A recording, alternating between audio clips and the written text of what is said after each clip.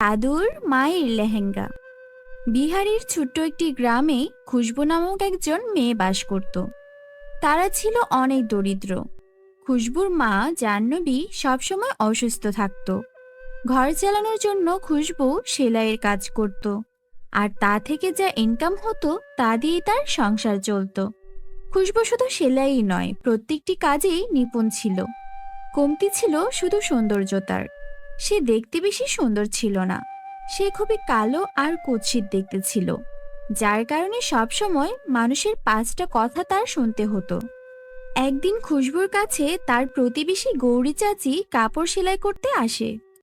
খুশবু, এইটা দিয়ে আমার মেয়ের জন্য একটা সুন্দর লেহেঙ্গা সেলাই করে দিও, যেটা পরে আমার মেয়ের চাঁদের মতো চেহারা আরো যেন ফুটে ওঠে। আপনার মেয়ের জন্য অনেক অনেক শুভকামনা চাচি। আর তুই কবে বিয়ে করবি? তোর সাথে সকল মেয়েদের তো বিয়ে হয়ে গেছে, কত মেয়েদের তো বাচ্চা কাচ্চাও হয়ে গেছে, আর পরশু আমার মেয়েরও বিয়ে। চাচি, মনে হয় আমার এই দুই হাতে শুধু অন্যের জন্যই লেহেঙ্গা সেলাই করা আছে। এমনটা বলতে বলতে খুশবুর চোখ থেকে অশ্রু ঝরতে থাকে। আরে মা খুশবু, এতে তোর কোনো দোষ নেই। আজকাল বিয়ে নিয়ে মানুষ অনেক দেখাদেখি করে, আর তুই তো সব দিক দিয়েই নিঃস্ব। জন্মাতেই বাবা মারা গেল, আর তোর মাটাও সবসময় অসুস্থ থাকে। উপর থেকে তুই গরিব, আর তোর চেহারাও তেমন ভালো নয়। এইসব কারণেই তোর বিয়ের সামনে পাহাড় হয়ে দাঁড়িয়েছে। আচ্ছা মা, আমার সময় নেই এখন, আমাকে যেতে হবে। দেখেছো মা, সবার মতো গৌরী চাচিও আমার কালো রং নিয়ে এতগুলো কথা শুনিয়ে গেল। এরপর সে নিজে নিজেই লেহেঙ্গা সেলাই করতে থাকে। আরে বাহ, কত সুন্দর একটা লেহেঙ্গা সেলাই করেছি আমি। যখন রানী এই লেহেঙ্গাটি পরবে, তখন তাকে সত্যি দেখতে অনেক সুন্দর লাগবে। এমনটা ভেবে খুশবু সেই লেহেঙ্গাটি পরে নিজেই নিজেকে আয়নাতে দেখছিল। ঠিক তখনই রানী লেহেঙ্গাটি নিতে আসে খুশবুদের বাড়িতে। আর সে দেখে নেয় খুশবুকে লেহেঙ্গাটি পরে থাকতে। এটা দেখে রানী প্রচন্ড রাগ হয়। আরে, এই কালো বাদর, তোর সাহস কিভাবে হলো আমার এত সুন্দর লেহেঙ্গা তোর ওই কালো শরীরে পরার? তোর মতো গরিবদের কোনো যোগ্যতা নেই এইসব লেহেঙ্গা পরার। আর তুই যেগুলো পরিস, ময়লা ছেঁড়া ফাটা পোশাক, ওইগুলোই তোর যোগ্য, বুঝলি? এখন যা, মুখের দিকে না তাকিয়ে তাড়াতাড়ি আমার লেহেঙ্গাটা দে। রানীর কথাগুলো খুশবুর বুকে তীরের মতো গিয়ে বিঁধে।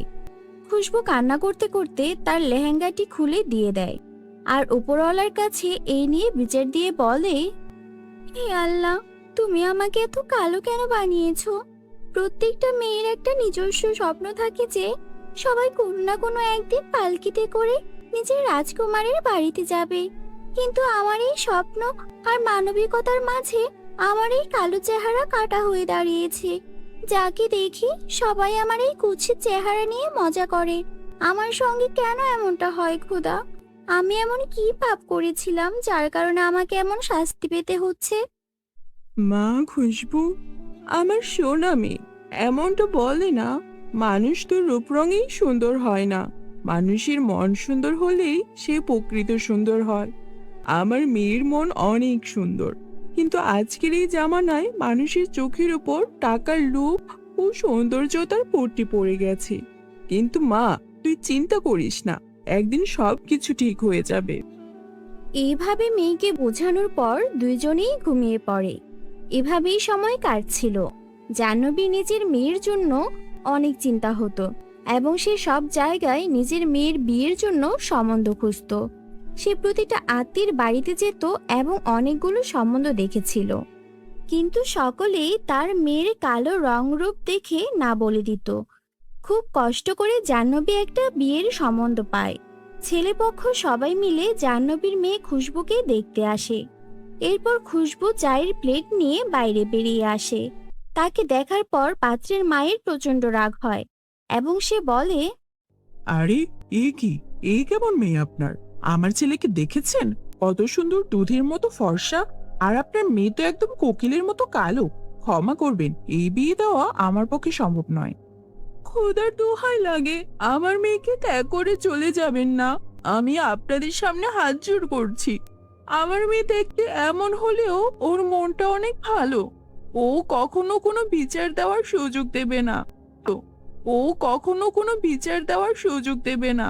আপনাদের সামনে হাত জোড় করছি, দয়া করুন আমাদেরকে। ঠিক আছে ঠিক আছে, কিন্তু আমাদেরও কিছু শর্ত আছে।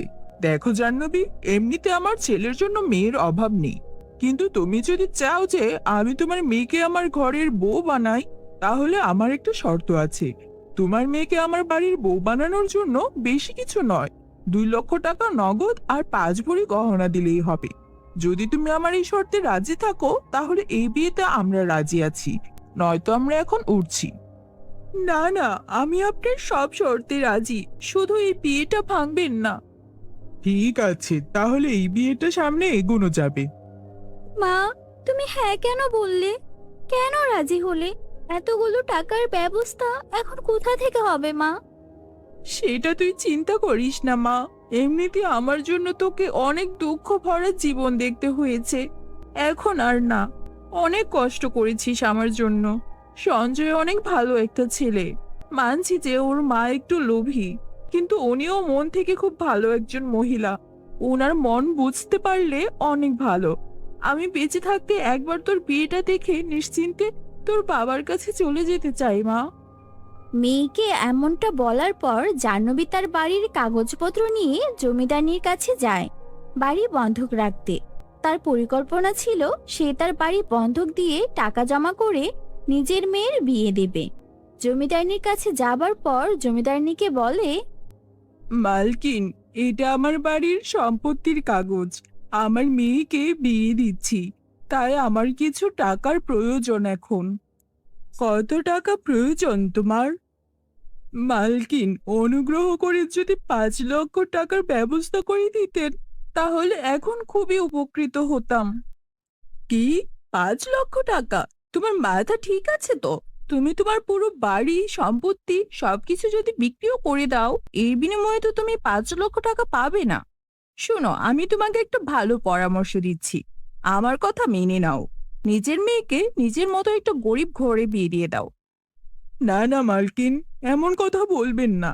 আমাকে এতগুলো কথা শোনানোর জন্য আপনাকে অনেক অনেক ধন্যবাদ। এখন আমি যাচ্ছি। এমনটা বলে সম্পত্তির দলিল নিয়ে জাহ্নবী উদাস মনে সেখান থেকে চলে যায়। এভাবে সময় কাটছিল। আস্তে আস্তে বিয়ের দিনও খুব কাছাকাছি চলে এসেছিল। কালকে বিয়ের দিন, আর এখনো কোনো টাকার ব্যবস্থা হয়নি। এই শেষ মুহূর্তে সবকিছু কিভাবে হবে? জাহ্নবী মনে মনে এমনটা ভাবছিল। ঠিক সেই সময় গ্রামের সকল মহিলারা অনেক সাজুগুজু করে তার বাড়িতে আসে। অন্যদিকে খুশবু তার মায়ের একটা পুরনো শাড়ি পরে খুব সিম্পল ভাবে সেজে সবার সামনে আসে। আরে, এইটা কি? নতুন বউয়ের চেহারা এত সাদা সিধা, কোনো সাজ নেই, কোনো ভালো পোশাক নেই। বিয়ের জন্য তুমি একটা লেহেঙ্গাও সেলাই করনি? এমনিতে তো পুরো গ্রামের সবার লেহেঙ্গা এত সুন্দর করে সেলাই করে দাও, আর নিজের জন্য পরার একটা লেহেঙ্গাও হয়নি। তুমি ঠিকই বলেছ বোন। আচ্ছা খুশবু, একটা কথা বলতো, এই ছেঁড়া ফাটা শাড়িটি তুই কোথায় পেলি? আরে, তুই নিজেও জানিস তোর চেহারা ভালো না, একটা ভালো পোশাক তো পরতে পারতি।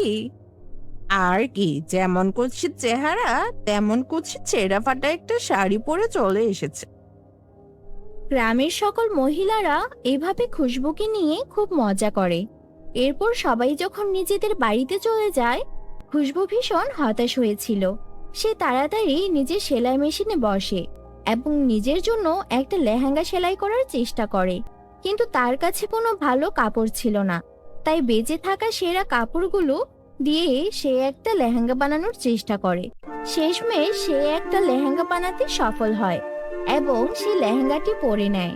কিন্তু নিজের লেহেঙ্গাটি দেখে খুশবু নিরাশ হয়ে কান্না করে দেয়। হে আল্লাহ, শেষমেশ আমার সাথেই এমনটা কেন? তুমি আমাকে এত গরিব আর কুৎসিত কেন বানালে? সমাজে এমন কেউ নেই যে আমার মনের অবস্থাটা বুঝবে।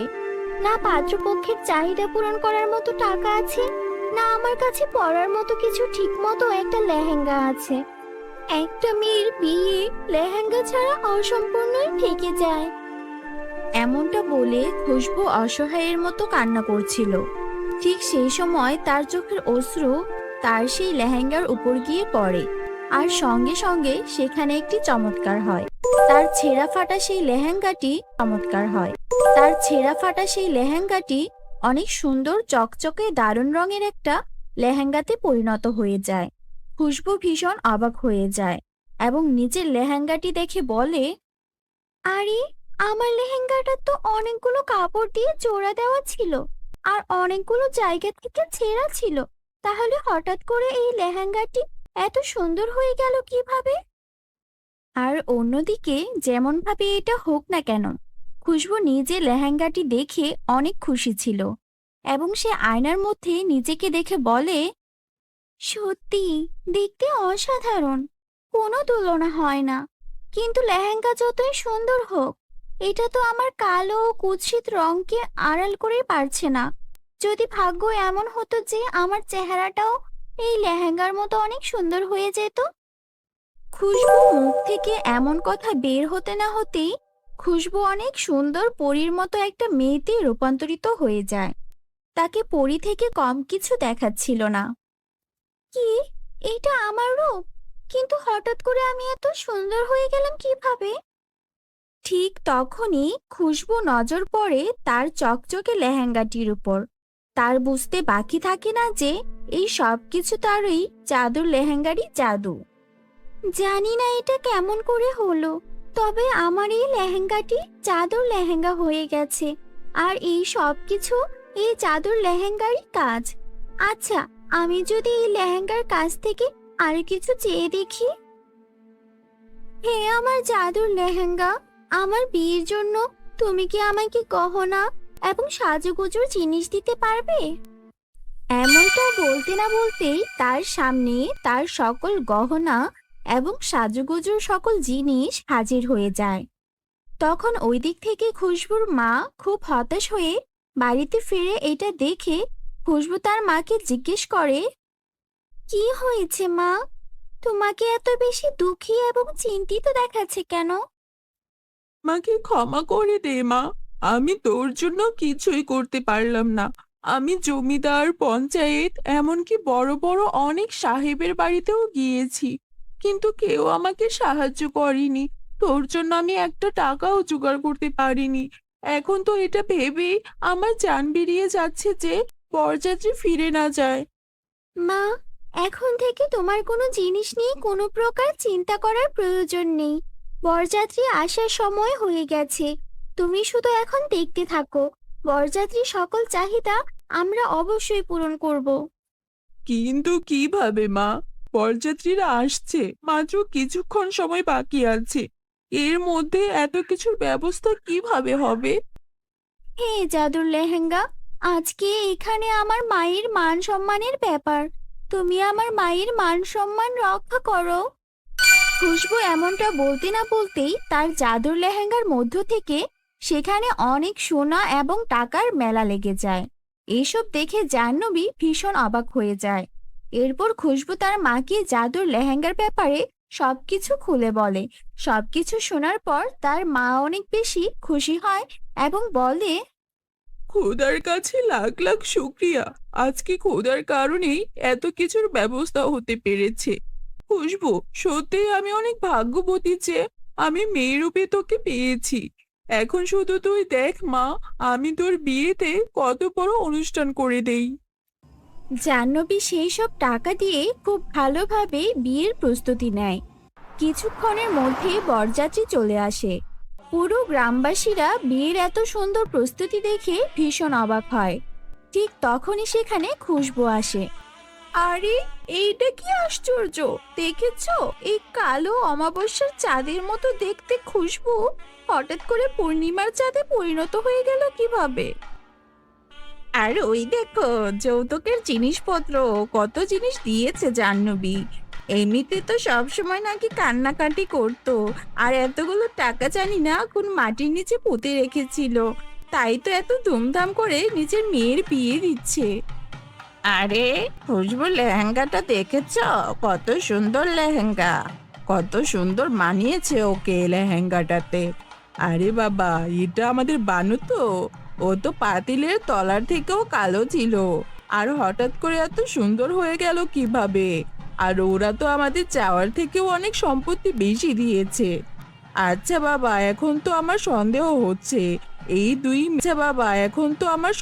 হচ্ছে এই দুই মেয়ে কোনো জাদু করলো না তো? এরপর অনেক খুশিতে খুশবু এবং সঞ্জয়ের বিয়ে হয়ে যায়। খুশবু খুশি মনে মায়ের কাছ থেকে বিদায় নিয়ে শ্বশুরবাড়িতে চলে যায়।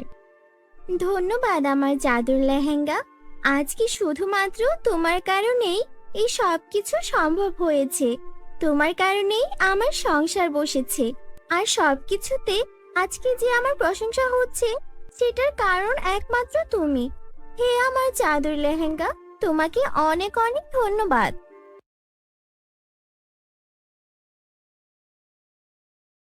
এরপর দেখুন সোনারূপার গাছ। রূপনগরের এক কোণে ছিল এক জাদুময় গ্রাম। সেখানে ছিল এক বিস্ময়কর সোনার গাছ। সেই গাছের ফল ছিল সোনার মতো ঝকঝকে, হীরা মুক্তা দিয়ে ভরা। এই গাছটি গ্রামের প্রতিটি মানুষকে সাহায্য করত। যখনই কেউ কোনো সমস্যায় পড়তো, তারা চলে আসতো সেই গাছের কাছে। আমার মেয়ের বিয়ে, আমাকে কিছু টাকা দিন গহনা বানানোর জন্য। দয়া করে সাহায্য করুন। নিশ্চয়ই বুড়িমা, আপনি অবশ্যই টাকা পাবেন। যতদিন এই গাছ আছে আপনাদের কারুর কষ্ট হবে না। এই বলে সেই সোনার গাছ তাকে অনেক সোনা দিল, যাতে করে তিনি বড় করে মেয়ের বিয়ে দিতে পারেন।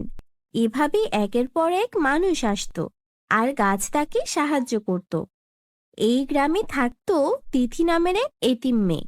সে সবসময় গাছের চারপাশ পরিষ্কার করত, পানি দিত, কিন্তু কখনো কিছু চাইতো না। একদিন গাছ নিজেই বলল, তিথি, তুমি কত ভালো। বিনা স্বার্থে আমার সেবা করো, পানি দাও, পরিষ্কার করো। কিন্তু অন্যরা শুধু নিতে চায়, কেউ কিছু দেয় না। তিথি বলল, জাদুর গাছ, আমি তো আছি আপনাকে দেখভাল করার জন্য। আপনি ছাড়া তো আমার কেউ নেই। আমি সবকিছু আপনাকেই ভাবি। তিথি খাবার খেয়ে দ্রুত গাছের কাছে ফিরে আসতো। গাছও খুশি থাকতো তার সঙ্গে। এভাবে তারা হেসে খেলে দিন কাটাতো। একদিন গ্রামের বাইরে থেকে এলো এক দুষ্টু জাদুকরী কালিকা। সে বলল, আমি শুনেছি এখানে এক জাদুর সোনার গাছ আছে। যদি সত্যি হয় তাহলে আমি তার জাদু নিয়ে নিজেকে আরো শক্তিশালী করব। যদি মিথ্যা হয় তবে আমি ব্যর্থ হব। সে গাছের কাছে গিয়ে বলল, তুমি কি আমাকে কিছু টাকা দিতে পারো? গাছ বলল, আপনি সমস্যায় আছেন, আমি আপনাকে সাহায্য করব। আপনি হাসি খুশি থাকুন। এই বলে গাছ তাকে অনেক হীরা মুক্তা ও টাকা দিল। কালিকা অবাক হয়ে গেল এবং রাতে আবার ফিরে এলো। সে বলল, বোকা গাছ, এখন আমি তোমার সব শক্তি নিয়ে নেব। তখন আমি হব সবচেয়ে শক্তিশালী। গাছ কাঁদতে কাঁদতে বলল, দয়া করে আমার শক্তি নিও না। আমি গ্রামের সবাইকে সাহায্য করি, ওদের মুখের হাসি কেড়ে নিও না। কিন্তু নিষ্ঠুর কালিকা কিছুই শোনে না। সে গাছের সব জাদু কেড়ে নেয়। পরদিন সবাই দেখে গাছ আর আগের মতো নেই। এই গাছ তো আর কোনো উপকারে আসবে না, শুধু শুধু জায়গা দখল করে আছে। কেটে দিচ্ছি না কেন? এখানে একটা আম গাছ লাগানো উচিত। তারা গাছটিকে কেটে ফেলার কথা ভাবতে থাকে। তখনই সেখানে তিথি চলে আসে আর বলে, তোমরা কতটা লোভী। যখন গাছ তোমাদের সাহায্য করত তখন ভালো ছিল, আর এখন বলছো কেটে ফেলবে। তিথি তাদেরকে হুমকি দেয় আর বলে কেউ যদি গাছের দিকে এগোয় তাহলে সে পুলিশ ডাকবে। তিথির হুমকিতে সবাই ভয় পায় ও সরে যায়। তিথি গাছের নিচে বসে কান্না করতে শুরু করে। তুমি কোথায় চলে গেলে? আমি তো শুধু তোমার সঙ্গে থাকতে চাই। যদি আমি কিছু করতে পারতাম। তিথির চোখের জল গাছের শিকড়ে পড়ে। হঠাৎই গাছ আস্তে আস্তে কথা বলে ওঠে। তিথি, তুমি আমার পাশে ছিলে, আমার যত্ন নিয়েছো। আমার মধ্যে এখনো কিছু প্রাণ আছে, তবে আমি বেশিক্ষণ টিকতে পারবো না। আমাকে বাঁচাতে হলে যেতে হবে কালো পাহাড়ে। সেখানে রূপার গাছ আছে, আর তার পাতা এনে আমার শিকড়ে লাগাতে হবে। তিথি সাহস করে বেরিয়ে পড়ে। অনেক ভয়ঙ্কর জায়গা পেরিয়ে সে যেতে থাকে। অনেক ধরনের ছায়া তাকে পিছু নেয়। অনেক ধরনের ছায়া তাকে পিছু নেয়, তবুও সে থামে না। অবশেষে রূপার গাছের কাছে গিয়ে সে বলে, দয়া করে আমাকে 2টা পাতা দিন, আমার গাছকে বাঁচাতে হবে। রূপার গাছ মুগ্ধ হয়ে তার পাতাগুলো দিয়ে দেয়। তিথি ফিরে এসে সেগুলো সোনার গাছের শিকড়ে লাগিয়ে দেয়। গাছ আবার প্রাণ ফিরে পায়, আর গাছ বলে, তুমি আমার আপনজন, আমি তোমাকে ভুলতে পারবো না। তবে এবার থেকে আমি এক সাধারণ গাছ হয়ে যাব, যাতে কেউ আবার আমার শক্তি অপব্যবহার করতে না পারে। এই বলে গাছ এক সাধারণ আম গাছে পরিণত হয়। তিথি খুশি হয়ে যায় এবং সেই আম বিক্রি করে চলে যায় তার জীবন। আর গাছেরও যত্ন নেয় সে প্রতিদিন। বন্ধুরা, তোমরা যারা যারা আমাদের গল্পটি দেখছো, তোমাদের নাম কমেন্টে লিখে জানাও। আমরা নেক্সট গল্প তোমাদের নাম দিয়েই বানাবো। আর যারা আমাদের চ্যানেলে নতুন, তারা অবশ্যই আমাদের চ্যানেলটিকে সাবস্ক্রাইব করতে ভুলো না যেন। Bye bye. জাদুর 3 নদী। আনন্দপুর নামের একটি গ্রামে সুশীলা নামের এক মহিলা তার 2 মেয়ের সঙ্গে বসবাস করত। সুশীলার বড় মেয়ের নাম ছিল আরতি, আর ছোট মেয়ের নাম ছিল সোনিয়া। যখন আরতির জন্ম হয়, তখন সুশীলার মন ছোট হয়ে গিয়েছিল আরতিকে দেখে, কারণ আরতি জন্ম থেকেই খুব কালো ছিল। অন্যদিকে সুশীলার একটা ফর্সা মেয়ের দরকার ছিল। সে মনে প্রাণে একটা ফর্সা মেয়ে চাইতো। কিছুদিন পর সুশীলার ছোট মেয়ের জন্ম নেয়, যাকে দেখে সুশীলা অনেক খুশি হয়, কারণ সে ছিল সুশীলার মনের মতো ফর্সা ও সুন্দর দেখতে। সময়ের সাথে সাথে তারা 2 বোন বড় হয়ে যায়। সুশীলা কখনোই তার ছোট মেয়ের মতো বড় মেয়েকে ভালোবাসতো না। সে সবসময় তার ছোট মেয়ের ছোট ছোট ইচ্ছাগুলো পূরণ করত। আরতির সঙ্গে সে এতটা বাজে ব্যবহার করত যে এমন ব্যবহার একটা সৎ মাও তার সৎ মেয়ের সঙ্গে করে না। তেমনি একবারের কথা, সুশীলা তার বাড়ির আঙিনায় বড় বড় কাঠ কেটে ছোট টুকরো করছিল। সে প্রচন্ড রোদে কাঠ কাটছিল, এই কারণে তার পিপাসা লেগে যায়। সে তার মেয়েকে ডেকে বলে, মা সোনিয়া, মা সোনিয়া, আমার জন্য একটু পানি নিয়ে আসো তো মা। রোদে কাজ করতে করতে পিপাসায় গলা শুকিয়ে গেছে। অন্যদিকে বাড়ির ভেতরে সোনিয়া আরামে ঘুমাচ্ছিল, আর আরতি ঘর মুছছিল। আরতি সোনিয়াকে ঘুমাতে দেখে সে নিজেই মায়ের জন্য পানি নিয়ে যায়। এই নাও মা পানি, পানি পান করো। কি, তুই আমার জন্য তোর নোংরা হাতে কেন পানি নিয়ে এসেছিস? না মা, তুমি ভুল করছো। আমি হাত ধুয়ে পরিষ্কার করে তোমার জন্য পানি নিয়ে এসেছি। আমি নোংরা হাতে পানি নিয়ে আসিনি মা। আরে, তোর হাত তো জন্ম থেকেই নোংরা। পানি দিয়ে পরিষ্কার করলেও এই নোংরা হাত কখনো কোনোদিন পরিষ্কার হবে না। তোকে যা বলি তার থেকে বেশি করতে যাস না। এইসব আমার একদম পছন্দ না, বুঝলি? তোকে যতটুকু বলবো ততটুকুই করবি, তার থেকে এক ধাপ সামনে এগোবি না। মা, সোনিয়া ঘুমিয়ে আছে, এই কারণে আমি তোমার জন্য পানি নিয়ে এসেছিলাম। তোর এই নোংরা হাতের পানি প্রয়োজন নেই, বুঝলি? এমনটা বলে আরতির মা আরতির হাতে থাকা সেই গ্লাসটি মাটিতে ফেলে দেয়। নিজের মায়ের এমন ব্যবহার দেখে আরতির প্রচন্ড দুঃখ হয় এবং সে কান্না করতে শুরু করে। ঠিক তখনই সোনিয়া সেখানে চলে আসে এবং সে বলে, আরে, কি হয়েছে মা? এত চিৎকার চেঁচামেচি কেন? কিছুই না মা, তুই গিয়ে বিশ্রাম কর। ঠিক আছে, আমি যাচ্ছি, কিন্তু দেখো প্লিজ, চিৎকার চেঁচামেচি যেন না হয়, আমার ঘুম ভেঙে যাচ্ছে।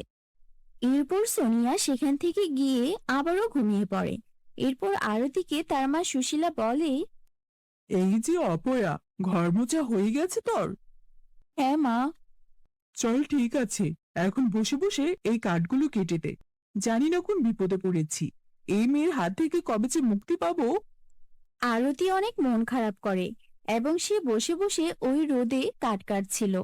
কিছুক্ষণ পর তার মা সুশীলা আবারও তাকে ডাকে। ডাক শুনে আরতি দৌড়াতে দৌড়াতে তার মায়ের কাছে আসে। তখন সুশীলা তার বড় মেয়ে আরতিকে বলে, এতক্ষণ সময় দিয়েছিলাম, এতক্ষণ ধরে কি শুধু ঘরই মুছলি? এই কাপড়গুলো তোর বাপ কাচবে। যা, এখন এগুলো কেচে নিয়ে আয়। আরতি চুপচাপ সেই কাপড়গুলো উঠিয়ে নেয় এবং সে এগুলো নিয়ে কুয়োর কাছে যায় পরিষ্কার করার জন্য। আরতির হাতগুলো ছিল অনেক ছোট এবং কোমল, যার কারণে কুয়া থেকে পানি তোলার সময় দড়িতে তার হাতে অনেক ব্যথা লাগছিল। আরতি কাপড় ধোয়ার জন্য কুয়া থেকে পানি বের করছিল। হঠাৎ করে তার হাত থেকে বালতিটি ছুটে কুয়োর মধ্যে পড়ে যায়।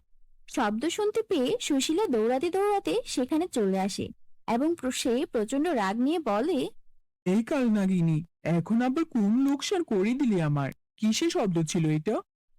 বিশ্বাস করো মা, আমি কিছু করিনি।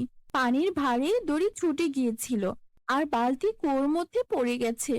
দড়ি ছুটে গিয়েছিল আর বালতি কুয়োর মধ্যে পড়ে গেছে। কি বললি তুই? তুই বালতি কুয়োতে ফেলে দিয়েছিস? এখনই কুয়োর মধ্যে গিয়ে ওই বালতি খুঁজে নিয়ে আসবি তুই। মা, তোমার পায়ে পড়ি, আমার সাথে এমনটি করো না।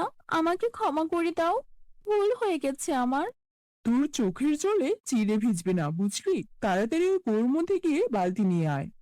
আরতির কুয়োর মধ্যে যেতে প্রচন্ড ভয় করে, কিন্তু সে যদি কুয়োর মধ্যে না যায় তাহলে তার মা সুশীলা তাকে অনেক মারধর করবে। এই কারণে সে চোখ বন্ধ করেই কুয়োর মধ্যে ঝাঁপ দেয়। অন্যদিকে আরতি সাঁতারও জানতো না, এই কারণে কুয়োর গভীরে আরো নিচে চলে যাচ্ছিল। হঠাৎ করে সে যেতে যেতে একটা অদ্ভুত জায়গায় পৌঁছে যায়। সেই জায়গাটি ছিল অনেক বেশি সুন্দর। আরে বাহ, এখানে সবকিছু কত সুন্দর, কত সুন্দর দেখাচ্ছে সবকিছুই। এমনটা মনে হচ্ছে যেন আমি স্বপ্নের রাজ্যে চলে এসেছি। কুয়ার ভেতরে যে এত সুন্দর জায়গা আছে, এ ব্যাপারে তো আমি কিছুই জানতাম না। এমনটা বলে আরতি সামনে এগোতে থাকে। সে হেঁটেই যাচ্ছিল হেঁটেই যাচ্ছিল। হঠাৎ করে সে সামনে একটি ফলের গাছ দেখতে পায়। সেই ফলের গাছ আরতিকে বলে, শোনো মেয়ে, আমার এই পাকা ফলের ওজন আর সহ্য হচ্ছে না। তুমি আমাকে একটু সাহায্য করবে? এই ফলগুলো পেড়ে দিলে আমি একটু হালকা হতাম। তুমি একদম চিন্তা করো না আমের গাছ, আমি এখনই পাকা ফলগুলো পেড়ে দিচ্ছি। এমনটা বলার পর আরতি সমস্ত পাকা ফলগুলো পেড়ে নেয়, যার কারণে গাছটি একটু হালকা হয়। তোমাকে অনেক ধন্যবাদ মা, এখন আমি অনেক হালকা অনুভব করছি। তুমি সামনে এগিয়ে যাও মা। এরপর আরতি আরো কিছুটা সামনে এগিয়ে যায়। কিছুটা সামনে যেতেই সে ভয়ঙ্কর এক ডাইনিকে দেখতে পায়। তাকে দেখে সে প্রচন্ড ভয় পেয়ে যায়। তখন সে জাদুকর্ণী আরতিকে বলে, তুমি আমাকে ভয় পেও না মেয়ে, আমার কাছে এসো। আমি তোমার কোনো ক্ষতি করব না। তুমি সত্যি বলছো তো? আমাকে খাবে না তো তুমি? না না মা, আমি তোমার কোনো ক্ষতি করব না। আচ্ছা, এটা বলো যে তুমি এখানে কিভাবে এলে? আসলে কুয়ার মধ্যে আমার বালতি পড়ে গিয়েছিল আর আমি বালতিটি নিতে কুয়োর মধ্যে নেমেছিলাম, কিন্তু আমি সাঁতার পারতাম না। আর আমি ডুবতে ডুবতে হঠাৎ করে জানি না কিভাবে এখানে চলে এসেছি। ও আচ্ছা, আমি বুঝতে পেরেছি। কিন্তু এখন যখন তুমি চলেই এসেছো, তুমি আমার সঙ্গেই থাকতে পারো। কিন্তু আমার সাথে থাকার জন্য তোমাকে আমার বাড়ির সব কাজ করতে হবে। আমি বাড়ির সব কাজ আগে থেকেই পারি। আচ্ছা, ঠিক আছে তাহলে। তুমি আমার সঙ্গে আমার ঘরের ভেতরে চলো। সেদিনের পর থেকে আরতি সেই জাদুকর্ণীর সঙ্গে বসবাস করতে শুরু করে। এরপর দেখুন সোনার গরু দু। কৃষ্ণপুর নামের এক গ্রামে রতন চাষির একটা গরু ছিল। রতন সময়ে সময়ে জমিতে চাষ করার পাশাপাশি তার গরুকে নিয়ে ঘাস খাওয়াতে যেত, আর এই গরুটাকে নিজের সন্তানের মতোই বড় করে তুলেছিল। রতন তার গরুর নাম রাখে লালি। লালি রতনের নিজের ছেলের মতোই ছিল। বুঝলি লালি, সবাই বলে তোকে বিক্রি করে দিয়ে একটা গাই বাছুর কিনে আনতে, কিন্তু তুই যে আমার ছেলে, ছেলেকে কি কখনো বিক্রি করা যায়? সবাই যাই বলুক, আমি তোকে কখনোই বিক্রি করব না। তুই আমার ছেলে, বুঝলি? গরু তো কিছুই বলতে পারে না, শুধু মাথা নাড়ায়। রতন ওর গরুকে এত ভালোবাসি দেখে রতনের বউ খুবই বিরক্ত হতো। তোমার এই গরুর প্রতি ভালোবাসা কবে শেষ হবে শুনি? সবাই বলছে লালিকে বিক্রি করে একটা গাই বাছুর নিয়ে আসতে, তাহলে তো দুধ পাওয়া যাবে। গাই বাছুর ছাড়া গরু পেলে কি কোনো লাভ আছে? শুনো, তুমি অত বুঝো না, বুঝলে? আমি আমার জমির ধান বেচে তারপর একটা গাই বাছুর কিনে আনবো। ইস, খুব জমির ধান বেচে গাই বাছুর কিনে আনবো? তা সে কয় টাকার ধান বেচবে? তোমার তো 20 মণ ধানও হয় না। একটা গাই বাছুরের দাম জানো? এর যে বলে কি লালিকে বিক্রি করো, তাহলে একটার জায়গায় দুইটা গাই বাছুর আনতে পারবে। আমরা গায়ের দুধও বিক্রি করতে পারবো। আর গায়ে যখন বাছুর দেবে তখন বাছুর আমরা বড় করতে পারবো। এত আবেগ দিয়ে কি দুনিয়া চলে? তুমি একটা গরিব চাষি, আর চাষিদেরও তো আবেগ থাকতে হয় না। তুমি অনেক কথা বলো, তোমার সঙ্গে এত কথা বলার সময় এখন নেই। লালিকে নিয়ে আমি নদীতে যাচ্ছি, ওকে গোসল করাতে হবে। এই বলে রতন লালিকে নিয়ে নদীতে চলে গেল। বন্ধুরা, তোমরা যারা যারা গল্পটি দেখছো তোমাদের নাম কমেন্টে লিখে ফেলো। আমরা পরবর্তী গল্প তোমাদের নাম দিয়ে বানাবো। আর হ্যাঁ, এরপরে জাদুর কোন গল্পটি দেখতে চাও তাও জানাতে ভুলো না যেন। বুঝলি লালি, সবাই এখনো তোকে নিয়ে নানা রকম কথা বলে, কিন্তু আমি তো জানি তুই আমার বুকের ধন।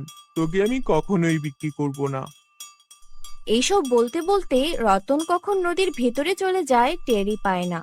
রতন নদীর ভেতরে গিয়ে হাবুডুবু খেতে থাকে। লালু সবটা বুঝতে পারে, কিন্তু তারপরও কিছু করে উঠতে পারছিল না। অবলা জীব শুধু চোখের পানি ফেলতে থাকে। তখন লালি মনে মনে কিছু একটা বলতে শুরু করে, আর সঙ্গে সঙ্গে সেখানে একটা পরী এসে প্রকট হয়। কে কে আমাকে ডেকেছে? এই, তুই আমাকে ডেকেছিস? এই অবলা প্রাণীটা মন থেকে আমাকে ডেকেছে, তাই তো আমি এখানে চলে এসেছি। নিশ্চয়ই এই প্রাণীটার মালিক হচ্ছে এই লোকটা। একে তো বাঁচাতেই হবে। পরী তারপর রতনকে বাঁচিয়ে নদীর কিনারে নিয়ে আসে, আর লালি তখন পাশেই দাঁড়িয়েছিল। পরী তখন রতনের জ্ঞান ফেরায় আর বলে, তুমি অনেক ভাগ্যবান চাষি। তুমি এমন একটা প্রাণী পেয়েছো যে কিনা তোমার বিপদে মন থেকে সাহায্য চেয়েছে, আর তার সাহায্যের ডাকে আমি সাড়া দিয়ে তোমাকে বাঁচাতে এসেছি। এই অবলা প্রাণীটা তোমার জন্য সত্যিই অনেক সৌভাগ্যজনক। হ্যাঁ, আমি তো জানি। আমি ওকে আমার নিজের ছেলের মতোই ভালোবাসি। ও কথা বলতে না পারলেও ওর চোখের ভাষা আমি বুঝি। ও আমাকে অনেক ভালোবাসে। সামান্য কটা টাকার জন্য আমার স্ত্রী আর পরিবারের সবাই চায় আমি যেন লালিকে বিক্রি করে দেই। কিন্তু লালিকে বিক্রি করা আমার পক্ষে সম্ভব নয়। লালি আমার ছেলের মতো। আমি যে কি করব বুঝে উঠতে পারছি না। আজকে লালি আমার প্রাণও বাঁচালো। আমি যে ওর কাছে চিরকৃতজ্ঞ হয়ে গেলাম। তুমি যখন তোমার গরুকে এত ভালোবাসো, তাহলে আমি এই গরুকে সাধারণ থেকে অসাধারণ বানিয়ে দিচ্ছি। এই গরু তোমার সব দুঃখের অবসান করবে। তবে মনে রেখো, কখনো যেন লোভ করো না। কি বলছেন পরি আপনি? এমন কি করবেন যাতে আমার লালি অসাধারণ হয়ে যায়?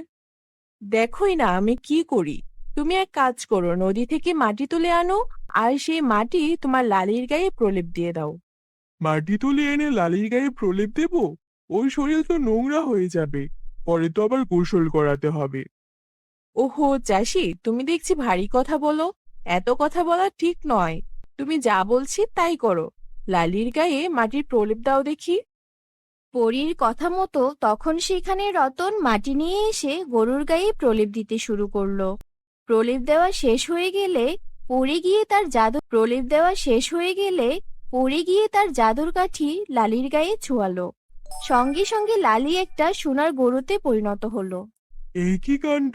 আমার লালি তো সোনার গরু হয়ে গেছে। ওর কোনো ক্ষতি হবে না তো? ওর কোনো কষ্ট হচ্ছে না তো? না না, আমার সোনার গরুর দরকার নেই। আপনি আমার লালিকে আগের মতো করে দিন পরি। আরে না না, তোমার ছেলে তোমার লালি একদম সুস্থ আছে। আমি ওকে সোনার গরু করে দিয়েছি জাদু বলে, যেন ও তোমাকে সাহায্য করতে পারে। লালি তো ছেলে, ও তো তোমাকে দুধ দিতে পারবে না, বাছুরও দিতে পারবে না। কিন্তু যখনই তোমার টাকার দরকার হবে, লালির গায়ে 3 বার হাত বোলাবে। লালি ওর মুখ থেকে স্বর্ণমুদ্রা বের করে দেবে তোমায়। এবার আমি চলি। এই বলে পরী সেখান থেকে অদৃশ্য হয়ে গেল। রতন লালির গায়ে 3বার হাত বুলালো। সঙ্গে সঙ্গে লালির মুখ থেকে সোনার মুদ্রা ঝরে পড়তে লাগলো। এ কি কাণ্ড! আমার লালি দেখছি সোনার গরু হয়ে গেছে। যাই যাই, এখনই গিন্নিকে গিয়ে বলি।